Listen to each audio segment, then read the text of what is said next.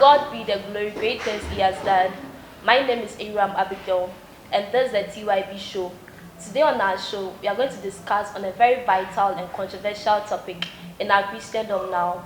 It's all about prophet and prophecy. Right here with me in the studio, I have a very powerful man of God to see us through our discussion. But before that, stay tuned.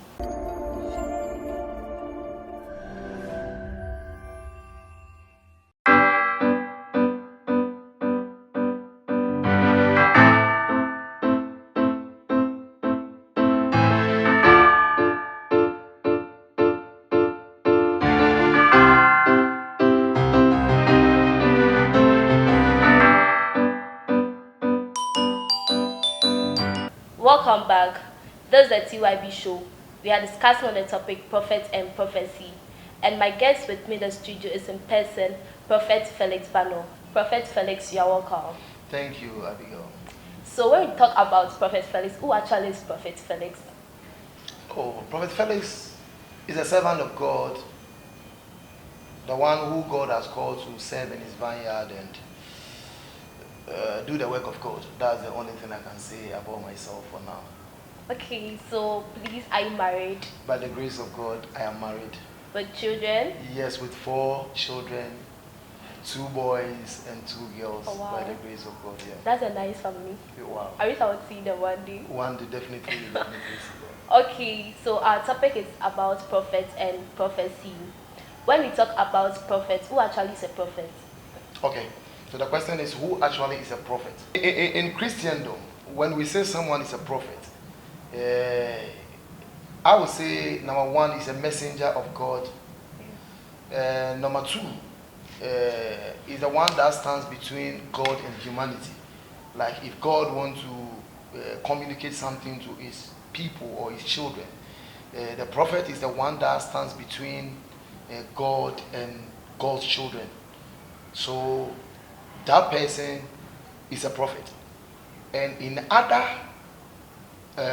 way also round, others may say a prophet is the one that speaks on behalf of a deity, a God.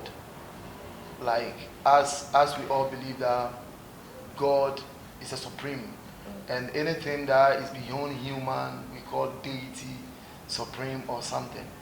And it's the same thing when you even go to Islam. They believe that a prophet is a messenger. A prophet is a messenger. When we say someone is a messenger, someone that always delivers a message of one another. But when we talk about a prophet, we are talking about someone who communicates a message from a particular deity to the children of the deity. Let me put it that way. Okay. Yeah, so that person is a prophet. Number 2,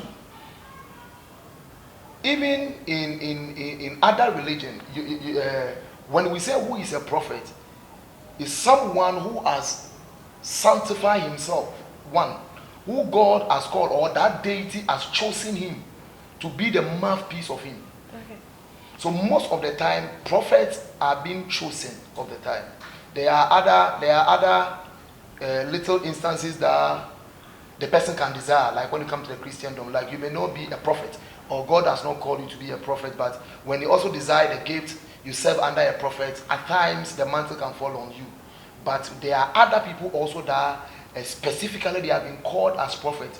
Like in the book of Jeremiah chapter 1, verse number 5 downwards, he said, before you were clothed of blood in the womb of your mother, I knew you. That's the first core point. I sanctify you and I have ordained you.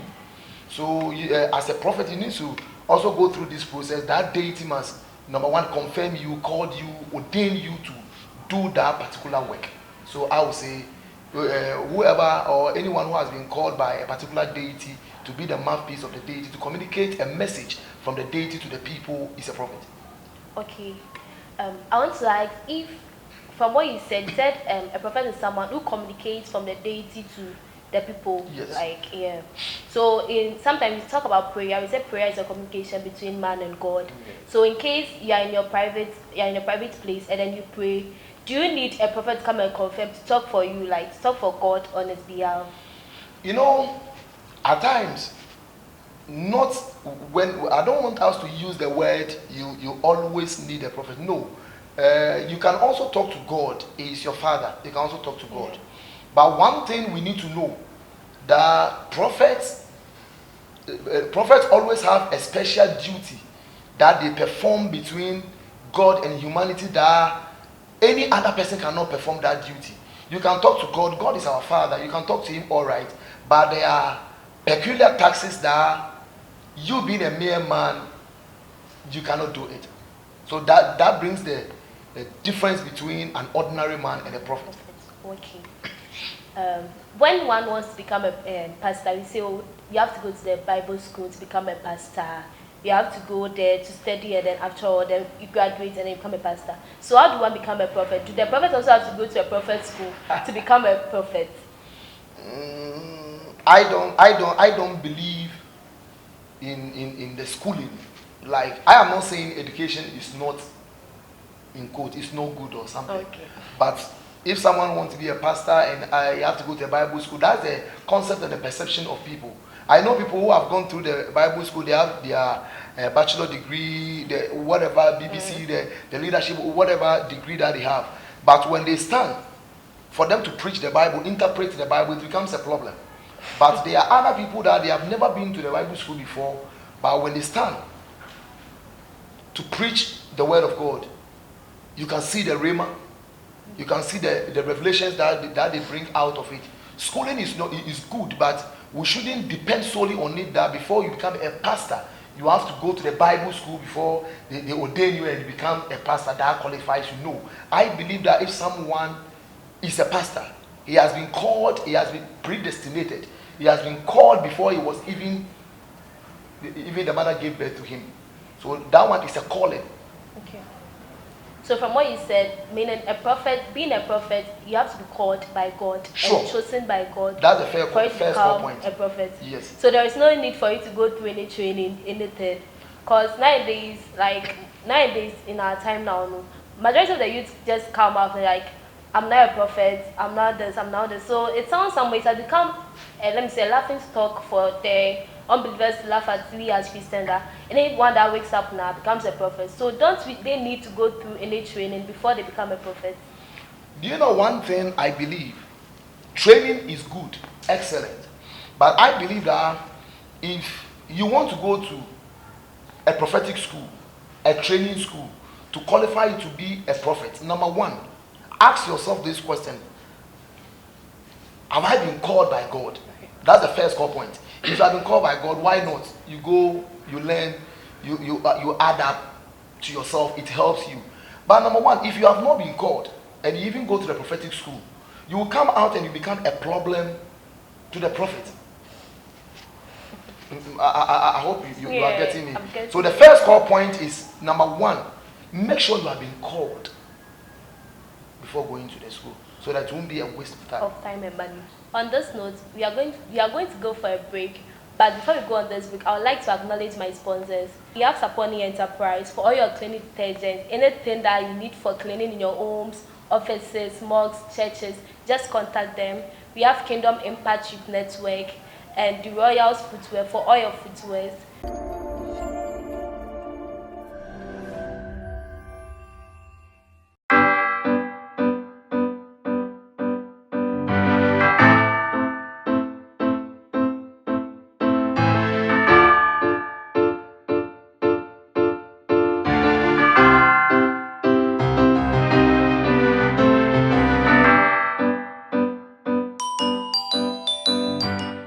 Welcome back.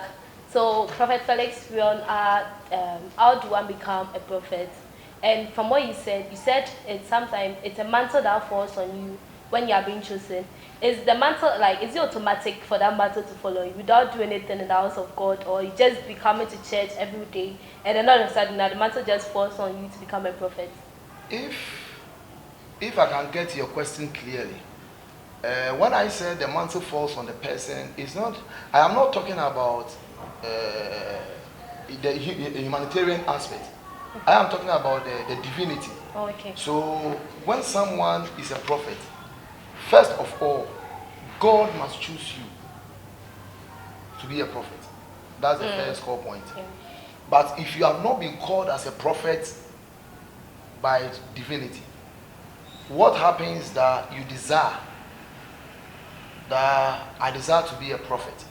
With that one, you must serve under a prophet. Okay. Some can serve for even 20 years and still to not fall on them. Some also can serve within 2-3 years. It can happen. Okay. So that one also depends on the creator. So what I am saying that if someone is a prophet, number one, the person must be chosen by God. That's the first key point. Number two, if God has not called you as a prophet, then you can desire, you can serve under a prophet. And if the message of God and the favor of God falls upon you, God can, the mantle of that prophet can fall upon you. Then yes. Become a prophet. A prophet. Oh, okay. Okay, so can we get the difference between prophecy and a prophet? Ask a question with prophecy and a prophet. The difference between it.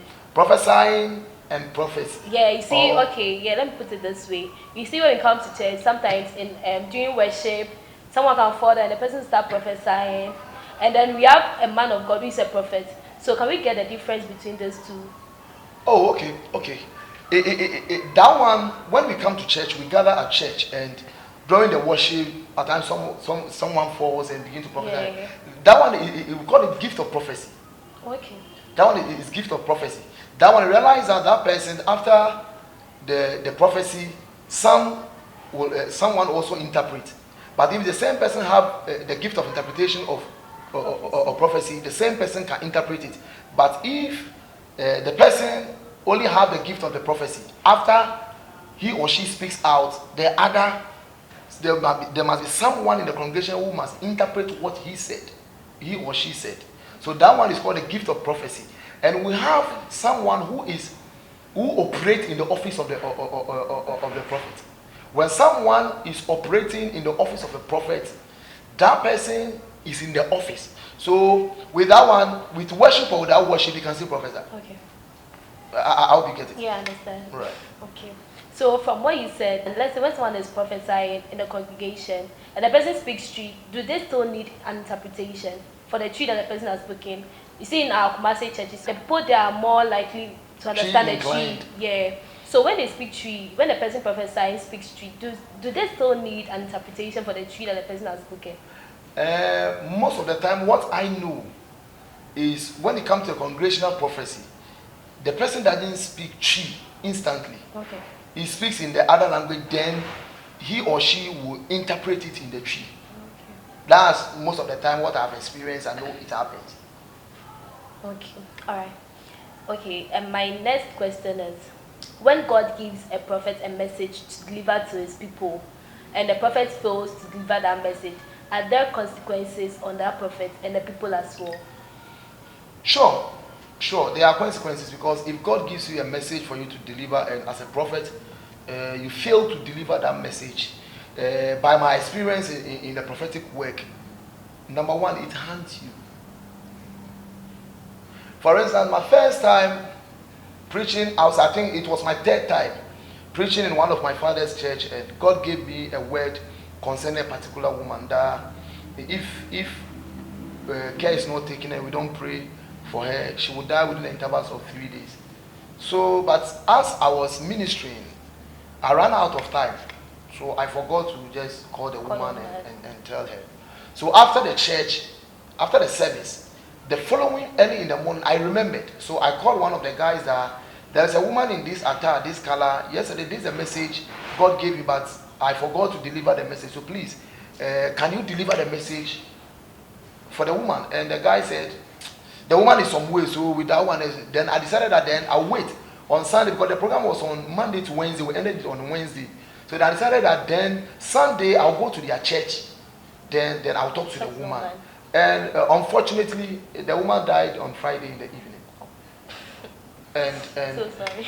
and for about 3 months, it keeps haunting me. So as a prophet, if God gives you a message for you to deliver and you fail to deliver the message, at times you go through series of challenges, attacks. It affects you. So one thing I have realized, and I know, there was a time God gave me a message on someone that the person is not in good terms with me, and I did everything I could do as a man of God to just bring the person closer to me. Once the person was my son, and the person decided that he doesn't want to come closer to me again. So when God gave the message, it was very difficult for me to go back to him again. But I have no other choice than to call him. When I called him, he was just behaving some way. But I have to call him. I delivered the message to him that, hey, you're about to travel to Brazil. And that was on 2014. So the Lord said, I should tell you, don't go. But if you be faithful to him, within the next 2, 3, 4 years, you will see the hand of God in your life, and things will change. And the person said, okay, he has heard it. And thanks be to God, the person didn't go. And within the intervals of 2 years, he was ordained as a reverend minister.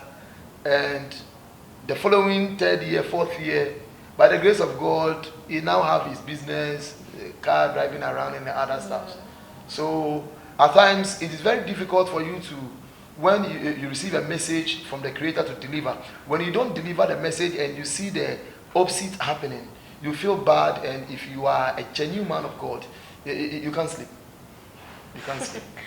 So how do you guys overcome it? How do you overcome the challenges? Because if the thing keeps hunting you every day, every now and then, it keeps hunting, how do you overcome it? You can't keep it with you till years. So how do you overcome it? So one of the ways I think you can overcome it is, if the person that God gave you the prophetic word concerning his life is alive, and you know where he is, approach the person and talk to him that about 2, 3 years ago, this is a message I heard about you, and I refuse to just communicate to you, but I am sorry that it happened that way.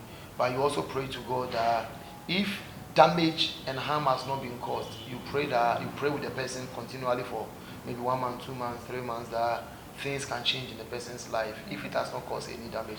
And I think by that reconciliation, God has a way of taking away that torment and other stuff. Okay. So, like, from what you said, that when the person is still around, you can call the person, Sure. talk to the person and everything. Sometimes I feel it's weird. Like, it's very weird when you tell me that I saw this about, okay, God showed me this about you, but it was unfortunately I didn't tell you about it. But this is what happened. I like me the individual sitting in front. I feel bad. I'm like, so pastor saw this, they didn't tell me. So now after our friend for you telling me about this, I would like, you see the feeling that the individual. You know, with the prophetic work and with the prophetic office, a lot of things happened that most of the time men of God don't want to talk about it. But I strongly believe in one thing, that there is no prophet on this earth that will tell me he has not made a mistake before. At times we get it wrong. I'm being honest. At times we get it wrong. I've been in a meeting, I think here, and your cameraman was the one taking the pictures on that program. I think IPG, I think 2017, 2018. And the man of God was giving a prophecy to then Tio, but now Pastor Tio. He was giving him a prophecy, and Tio was just looking at the man, and he gave another prophecy to another guy. Other guy was also just looking at the man. As a man of God, as a prophet, when you are giving a prophecy and it's not going, by the facial expression of the person, you know that what you are saying is not going. Okay. And one of the things at times you need to also is to have courage. That every prophetic word, about 90% of prophetic word must contradict your present state. Okay. If it doesn't contradict your present state, it's questionable. So for instance, if I tell you that God has spoken to me that within the next 2 weeks you'll be traveling to USA, whilst you don't have anybody there, you don't even have a passport, and you know that it will even take 2 weeks for you to have your passport, and the man of God is telling you that at times it's some way. Yeah. But if it's a word, a sure word from God, within that ample time, it happens, and that makes it a prophetic word. But if now you have an auntie you at US and you have a passport already, you are in process. Yeah, I didn't even think of traveling. And I tell you that, like, you realize that. So when the man of God was giving the prophecy, and they were looking at him some way, so I was also looking at them. So after the man of God has finished, then quickly he came back to himself and said, I'm sorry, the prophecy that I gave you is rather for this guy, and this guy is rather for you. Before they say, yes, and this one also say yes. So at times we will get it wrong. Let me be honest. At times there's a difference between you being a prophet, and there's a difference between you also being able to interpret what you've seen. The same two prophets can see a coffin, the same coffin, but the interpretation may be different. It may not necessarily mean that moment you see a coffin, then the person is about to die. The person is about to die. So at times you see the thing clearly. At times most of the prophets, they see the thing clearly, but interpreting the prophetic word becomes a problem. So if you don't take time, you will think it's a false prophet, but no, it's not a false prophet. At times the interpretation becomes a problem. Yeah. Okay, then I now understand this because it's before our election, other prophets came out with other prophecy like God showed me this, God showed me this. But later after the election and the outcomes came out and people were condemning the other prophets, like those who said NDC were going to win the election didn't come to pass and all this stuff. No, they are being false prophets. But I now realize that it's the interpretation that was the issue from what they said. You know, with me, I don't normally boast in this prophetic work. 4 days before the election, we were having our Wednesday morning service. I told them that with the election, I know clearly Fred is here, and I told them that the one that will win the election will not get 51%. I told him. I told him the one that will get the election will get 50 point something. Number two, let me say this. I am speaking not for any political party, Sure. but as I was led, I told them, and I told them the one that will win this election, the verdict will not go to his side. Okay. It was a church service. I don't know if they recorded it. It was a church service. So at times, let me tell you something. At times, something may belongs to you. There is this deeper thing in prophetic. When you begin to teach, people think you are an occult. So because of that, a lot of people are just shying away from it. Do you know what happens before prophetic word come to pass? In the realms of the spirit, there are a lot of things that happened. Between you and the prophetic word that I am giving as a prophet, there is a gap. And there is work which needs to be done on it. Number one, there are some of the prophetic words that comes without any direction attached. So that one is a straightforward. It's a straightforward prophecy. That God said, tomorrow about this time, this and this is going to happen, like in the book of Kings. Okay. But it will happen. And there are other prophecies also that said, tomorrow about this time, this and this will happen. But before it will happen, you have to do this and do that. You understand? Yeah, I understand. And at times, they are prophets and they are prophets. It's very deep. Yes. They are prophets and they are prophets. Some of the things that at times you can see someone and you as a man of God, if your care is not taken, you can even condemn the person is a witch or a wizard. But other prophets or other man of God will come and look at the person and tell you she is not a witch. Is there any contradiction? Yeah, there is. Yes. It's because in the spiritual realm, somebody can pick your image. And if the person is a witch or a wizard, and does something with your image, so anybody that sees you that is not deep in prophetic, the moment you see your face in the realms of the spirit, you would think you are a witch. But when you go beyond the image, when you are deep in the prophetic, you realize that no, I am seeing every sign that points that this person is a witch. But behind it, there's someone who has used the image for that. So even in the prophetic work, there are prophets and they are prophets. Like, okay, and then there is one thing, there is a saying, it's a saying in our community, in our society, especially those from the villages, they used to say that when you pound fufu, and then you are down pound of, you pour water in the mortar, you pour the water in the mortar and leave it, you might see, not that you might see. After 3 days, you wash your face with the water. You wash your face with the water, you would see a spirit. Is it true or false? Because the truth of the matter is, there is nothing like that. Let me give you 2 scenarios. Do you know the reason why they said they don't sweep at night?